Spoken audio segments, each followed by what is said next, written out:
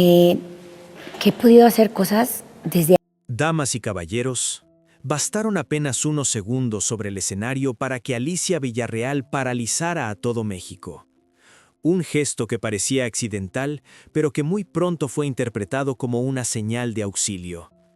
Desde ese instante, la vida de una reina de la música grupera dejó de pertenecer a los reflectores y pasó a convertirse en asunto de tribunales, titulares y relaciones rotas. ¿Por qué una mujer que lo tenía todo decidió enviar un mensaje desesperado frente a miles de espectadores? ¿Qué ha estado guardando Alicia Villarreal durante años? ¿Y será este el inicio del derrumbe de una historia que, desde fuera, parecía perfecta? Para entender por qué el nombre de Alicia Villarreal provoca hoy tantas emociones encontradas, primero hay que volver atrás, a los años en los que su voz no estaba asociada al conflicto, sino a la celebración, al orgullo y a la identidad de millones de personas. Durante décadas, Alicia fue mucho más que una cantante. Fue un símbolo de fortaleza femenina dentro de un género tradicionalmente dominado por hombres. Nacida en Monterrey, Nuevo León, en el corazón de una región profundamente marcada por la música norteña y grupera, Alicia creció rodeada de sonidos que hablaban de amor, desamor, sacrificio y resistencia. Desde muy joven mostró una sensibilidad especial para el escenario. No era solo su voz lo que llamaba la atención, sino su presencia, firme, directa, sin artificios. Quienes la conocieron en esa etapa temprana recuerdan a una joven disciplinada, ambiciosa y consciente de que el éxito no llegaría sin renuncias. El gran punto de inflexión llegó con Grupo Límite, la agrupación que la catapultó a la fama nacional e internacional. En pocos años, Alicia pasó de cantar en escenarios locales a llenar palenques, ferias y auditorios en todo México y Estados Unidos. Las canciones se convertían en himnos populares, su imagen aparecía en portadas de revistas y su nombre empezaba a ser pronunciado con respeto dentro de la industria. Para el público, ella representaba a la mujer que había logrado abrirse paso sin perder sus raíces. Pero mientras la carrera avanzaba a toda velocidad, la vida personal comenzaba a entrelazarse peligrosamente con el éxito. Alicia no solo era una artista en ascenso, también era una mujer joven intentando construir una familia en medio de giras interminables, compromisos promocionales y una presión mediática constante. En ese contexto aparecieron relaciones que, vistas con el tiempo, se convertirían en piezas clave del drama que vendría después. Tras su salida de Grupo Límite, lejos de desaparecer, Alicia reafirmó su lugar como solista. El mensaje era claro, no dependía de un nombre colectivo para brillar. Su carrera continuó con fuerza y el público la siguió respaldando. Cada nuevo disco reforzaba la imagen de una mujer independiente, decidida y aparentemente dueña de su destino. Desde fuera, su historia parecía un ejemplo de éxito absoluto: fama, estabilidad económica, reconocimiento y una familia que acompañaba ese camino. Sin embargo, como ocurre con muchas figuras públicas, la imagen no contaba toda la verdad. Detrás del aplauso constante, Alicia aprendió a guardar silencio.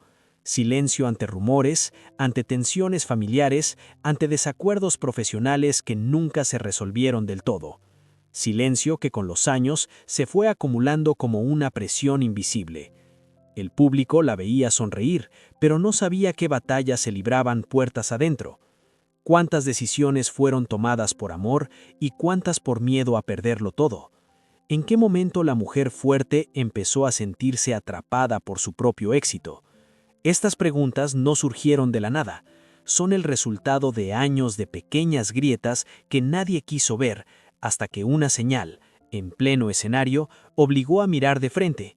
Porque antes del escándalo, antes de los nombres y las acusaciones, Alicia Villarreal fue, durante mucho tiempo, la historia perfecta. Y precisamente por eso, cuando esa perfección comenzó a resquebrajarse, el impacto fue imposible de ignorar. La muerte de Aretha Franklin no trajo paz, trajo silencio. Y dentro de ese silencio, una pregunta comenzó a crecer con fuerza. ¿Había dejado o no un testamento? Durante meses, la respuesta era clara y desconcertante a la vez. No existía ningún documento legal oficial. Para la ley, la reina del Soul había partido sin dejar instrucciones. Para sus hijos, eso significaba incertidumbre absoluta. Entonces ocurrió el primer quiebre. En medio de la revisión de la casa familiar, apareció un documento inesperado, un testamento escrito a mano, fechado años antes. No estaba en una caja fuerte ni en manos de un abogado.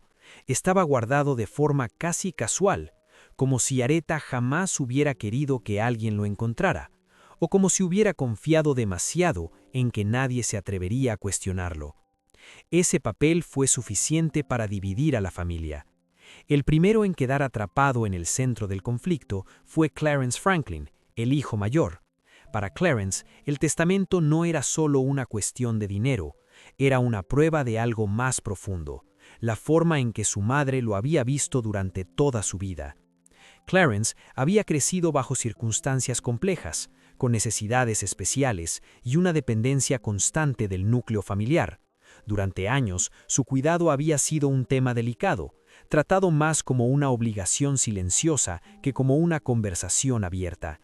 Cuando el testamento salió a la luz, muchos comenzaron a preguntarse si Aretha había escrito esas líneas pensando realmente en su bienestar, o si había tomado decisiones frías, prácticas, incluso distantes.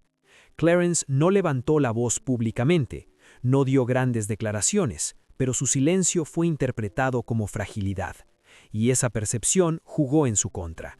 En un proceso legal, el silencio no protege, expone, y pronto su nombre comenzó a circular como el ejemplo del hijo que no estaba en condiciones de decidir, de opinar, de cuestionar. El conflicto ya no era familiar, era estructural. El segundo en entrar de lleno en la grieta fue Edward Franklin, el hijo que tomó una posición distinta, más frontal. Edward no veía el testamento como un gesto emocional, sino como un documento que debía analizarse con lupa. Para él, aceptar sin cuestionar un papel escrito a mano, sin validación formal, era abrir la puerta al caos. Edward comenzó a preguntar en voz alta lo que otros solo pensaban. ¿Era justo que el futuro de los hijos de Aretha dependiera de un documento encontrado al azar? ¿Era eso realmente la última voluntad de una mujer conocida por su control absoluto? Sus dudas no cayeron bien. En una familia donde la figura materna había sido incuestionable, poner en duda sus decisiones equivalía a una traición. Edward pasó rápidamente de ser hijo a ser un opositor. Alguien que, según algunos, estaba complicándolo todo. Según otros, era el único dispuesto a decir lo que nadie quería escuchar. La grieta se ensanchó cuando el tema llegó a los tribunales. Abogados, jueces y medios comenzaron a hablar de lo que antes solo se murmuraba en privado. Cada argumento legal llevaba implícita una acusación emocional. Defender el testamento significaba confiar ciegamente en Aretha. Cuestionarlo implicaba aceptar que incluso una leyenda podía equivocarse como madre. Entre Clarence y Edward no hubo una confrontación directa, pero sí algo más devastador. Tomaron caminos opuestos dentro de la misma historia. Uno quedó atrapado en la narrativa de la vulnerabilidad, el otro en la del conflicto, y entre ambos la familia empezó a fracturarse sin retorno. Lo que comenzó como una discusión sobre un papel terminó revelando algo mucho más profundo.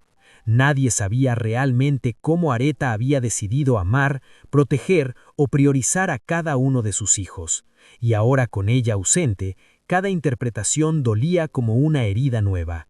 Cuando el proceso legal avanzó, ya no se discutía solo una herencia, se discutía el derecho a sentirse hijo, el derecho a no ser reducido a una cláusula ambigua. Y mientras los focos apuntaban a Clarence y Edward, una pregunta quedó suspendida en el aire esperando su turno. ¿Qué pasaría cuando los otros dos hijos, los que habían permanecido en segundo plano, también tuvieran que enfrentarse a esa verdad? Cuando parecía que el drama de Alicia Villarreal ya había alcanzado su punto máximo, entre conflictos sentimentales, familiares y mediáticos, la historia dio un giro inesperado. Esta vez, el escenario ya no fue el hogar ni las relaciones personales, sino algo aún más delicado: su legado artístico. Y con ese giro aparecieron dos nuevos nombres que reavivaron viejas tensiones y abrieron una herida que nunca terminó de cerrar: Gerardo Padilla y Sergio Checo Ponce. El primer golpe llegó con Gerardo Padilla, una figura directamente vinculada al origen de Grupo Límite, el proyecto que dio a Alicia su identidad pública y la lanzó al estrellato. Para muchos fans, Grupo Límite no era solo una etapa de su carrera, sino el cimiento emocional de todo lo que vino después. Sin embargo, detrás de ese recuerdo colectivo se escondía una disputa silenciosa. ¿A quién pertenecía realmente ese nombre? ¿Quién tenía derecho a explotarlo, a decidir su uso, a narrar su historia? Cuando comenzaron a circular informaciones sobre registros de marca y reclamaciones formales, el conflicto dejó claro que no se trataba de nostalgia, sino de poder y control. Para Alicia, el nombre Grupo Límite representaba años de sacrificio, giras interminables y una identidad construida con esfuerzo propio. Para Padilla, la historia era distinta. Hablaba de estructura, de origen, de decisiones empresariales que precedían incluso la fama de la cantante. Dos versiones, dos verdades enfrentadas y una sola consecuencia: el pasado volvía a convertirse en campo de batalla.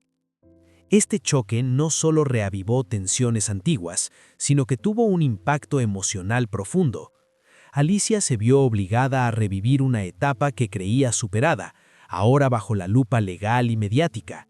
¿Cómo defender una historia personal cuando el recuerdo se transforma en expediente? ¿Cómo proteger una identidad artística cuando otros reclaman su autoría? El público, mientras tanto, empezaba a entender que el conflicto no era nuevo, solo había sido postergado durante años. Pero el efecto dominó no se detuvo ahí. El segundo nombre apareció casi de inmediato: Sergio Checo Ponce, otro integrante clave del universo Grupo Límite. Su participación añadió una capa más de complejidad al conflicto. Ya no era solo una disputa entre Alicia y una figura del pasado, sino una red de intereses cruzados, versiones contradictorias y declaraciones que alimentaban la confusión. Checo Ponce representaba a quienes sentían que la historia había sido contada de manera incompleta. Sus palabras, directas o indirectas, reforzaron la idea de que el éxito de Alicia no fue un camino solitario, sino el resultado de un engranaje colectivo. Y aunque esa afirmación podía ser cierta, el momento en que surgió resultó devastador, porque apareció justo cuando Alicia estaba más vulnerable, enfrentando problemas personales y familiares que ya habían debilitado su imagen pública. Así, el conflicto escaló de lo íntimo a lo estructural. Ya no se discutía solo quién había fallado como pareja o como padre, sino quién tenía derecho a un legado. La figura de Alicia comenzó a dividir opiniones. Para algunos, una artista defendiendo lo que construyó; para otros, una protagonista que intentaba apropiarse de una historia compartida. Lo más doloroso fue que esta batalla no se libró en privado. Cada avance, cada declaración, cada documento mencionado se convirtió en contenido para titulares y programas de espectáculos. Alicia, atrapada entre el pasado y el presente, tuvo que enfrentar una verdad incómoda. Incluso aquello que la hizo grande podía volverse contra ella. Y en medio de esta disputa por el nombre, por la memoria y por el reconocimiento, una pregunta empezó a pesar más que todas las anteriores. Cuando el éxito se construye en equipo, ¿quién paga el precio cuando ese equipo se rompe? Porque a estas alturas, el conflicto ya no era solo legal o mediático, era una lucha por definir qué parte de la historia sobreviviría y a costa de quién. El punto más intenso de esta historia no llegó con un fallo judicial ni con un comunicado oficial. Llegó en silencio, cuando Alicia Villarreal comprendió que ya no estaba luchando solo por su nombre, ni siquiera por su carrera, sino por su propia estabilidad emocional. Después de meses, incluso años de conflictos encadenados, el desgaste era evidente. La artista, que durante décadas había sostenido escenarios completos, ahora debía sostenerse a sí misma. El clímax se produjo cuando todas las líneas del conflicto se cruzaron al mismo tiempo. El proceso legal con Cruz Martínez seguía su curso, sin resoluciones inmediatas, pero con un peso psicológico constante. Cada audiencia, cada filtración, cada comentario en televisión funcionaba como un recordatorio de que la herida seguía abierta. Alicia ya no podía refugiarse en el anonimato. Su dolor se había vuelto público, y eso lo hacía más difícil de procesar. A ese cansancio se sumó el golpe más íntimo, la relación con su hija. Aunque nunca hubo una ruptura definitiva confirmada, la distancia emocional fue suficiente para marcar un antes y un después.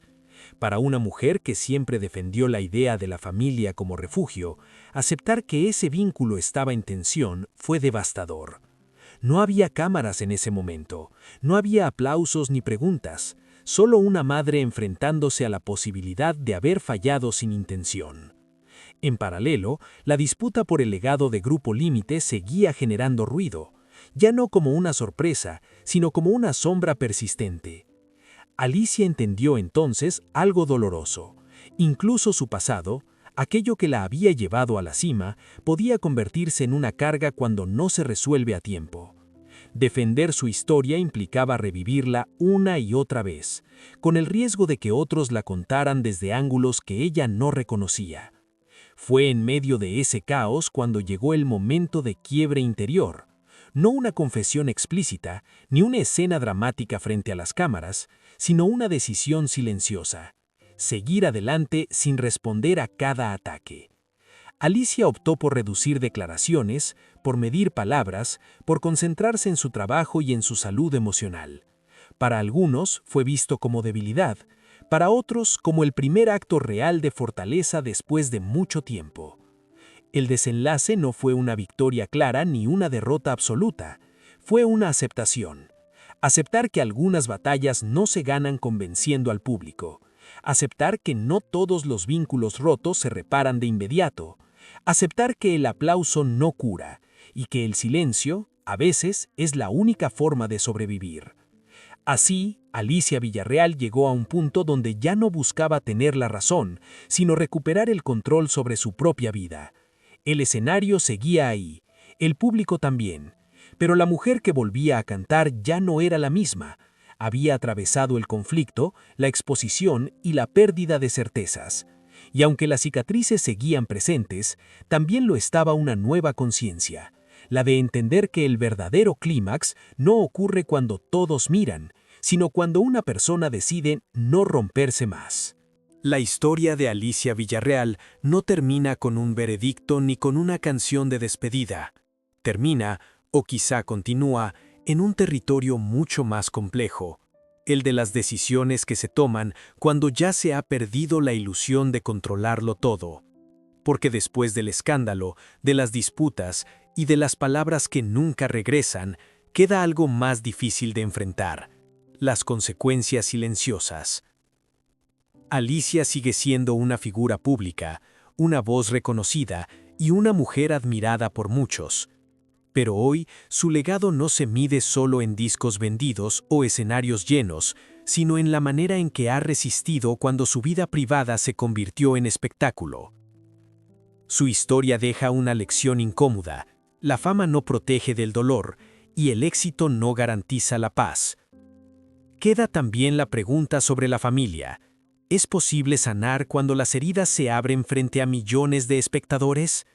¿Puede una madre y una hija reencontrarse lejos del ruido, cuando el conflicto ya fue contado por otros?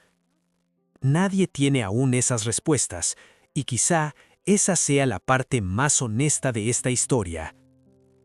El caso de Alicia Villarreal nos obliga a mirar más allá del escándalo, a cuestionar cuánto exigimos a quienes admiramos, a preguntarnos si, como público, a veces no empujamos demasiado, olvidando que detrás del personaje hay una persona real, con miedos, errores y límites.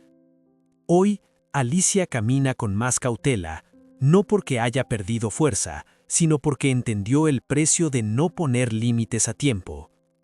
Su historia queda abierta, como tantas otras en el mundo del espectáculo. Y la pregunta final no es qué más saldrá a la luz, sino algo mucho más profundo.